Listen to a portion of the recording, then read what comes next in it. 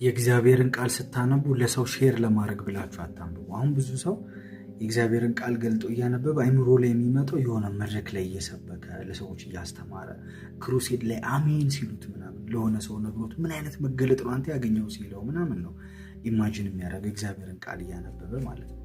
ይህ የሚያሳየው መንፈሳዊ ማቹሪቲን ሳይሆን ከፌሎሺፕ ይልቅ ለአገልግሎት ኮንሸስ መሆናችን ነው። ገና እንደገለጣችሁት እያነበባችሁ ራሱ ለሆነ ሰው የምትመልሱለት መልስ እኮ ነው የሚመጣላችሁ።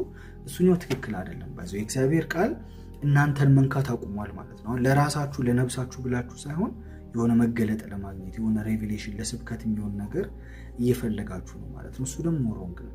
መዝሙርም ባይዘው እንደዛ ነው። መዝሙርም እየዘመራችሁ የሆነ መድረክ ላይ ቆማችሁ ሰው በቃ እያለቀሰና ኢማጂን እያደረጋችሁ ከሆነ የምትዘምሩት ማለት ታይም ሰጣችሁት ለብቻ ነገር ብታረጉት ኢማጂኔሽን ትልቅ ፓወር አለው፣ ይጠቅማችኋል እንደዛ ማድረግ። ግን ሁሌ ሲዘምሩ ማይንዳችሁ ላይ መጀመሪያ የሚመጣው የዘመራችሁ ሰው እያለቀሰ ቫይራል ስትወጡ በቃ ምን አይነት ዘማሪ ናት ምናምን በቃ ሰው ሲያጅባችሁ ነው እንደዛ ከሆነ ኢማጂን እያደረጋችሁ ያላችሁት። እሱኛው ከፌሎሺፕ ይልቅ ለአገልግሎት ኮንሸስ እየሆናችሁ እንደሆነ ነው የሚያሳየውና ይሄኛውን ነገር በተቻላችሁ አቅም መቀየር አለባችሁ። የምንዘምረው የእግዚአብሔርን ቃል የምናነበው ፕሬ የምናደርገው መጀመሪያ እኛ ለመነካት ነው።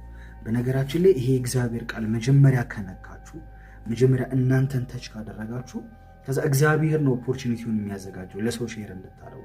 ድንገት ህይወታችሁ ላይ ራሱ የሆነ ሰው መጥቶ ያ የነካችሁን ቃል ሼር ስታረጉት ላይፉ ትራንስፎርም ይሆናል። ለምን መሰላችሁ? እናንተ ስለተነካችሁበት ላይፍ ነው የምታካፍሉት። መዝሙሩም እንደዛው ነው። ቤት ቁጭ ብላችሁ እየዘመራችሁ የሆነ ፕሬዘንስ ሲያገኛችሁ ስትነኩ ከጌታ ጋር ጊዜ ስታሳልፉ ትቆያላችሁ። ከዛ ጌታ ራሱ ኦፖርቹኒቲውን አመሻሽቶ ልክ ያንን መዝሙር ስትዘምሩ ወይ እግዚአብሔርን ለራሳችሁ ብላችሁ እዛም ቦታ ላይ ወርሺፕ ስታረጉት ነው የእግዚአብሔር ፕሬዘንስ ይመጣል፣ ሌሎችንም ይነካቸው።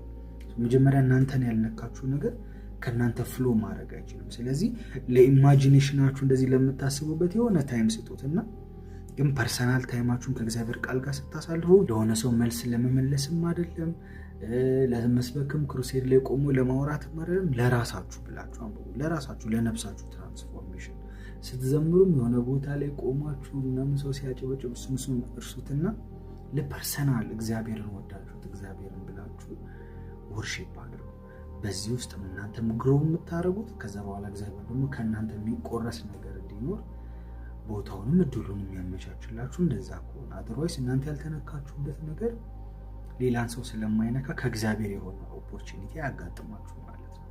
ለዛ ፐርሰናል ታይማችሁ ላይ ከእግዚአብሔር ጋር ያላችሁ ፌሎሺፕ ላይና እናንተን እንዲነካችሁ ብላችሁ የምታረጉት ፌሎሺፕ መጨመር አለበት ማለት ነው።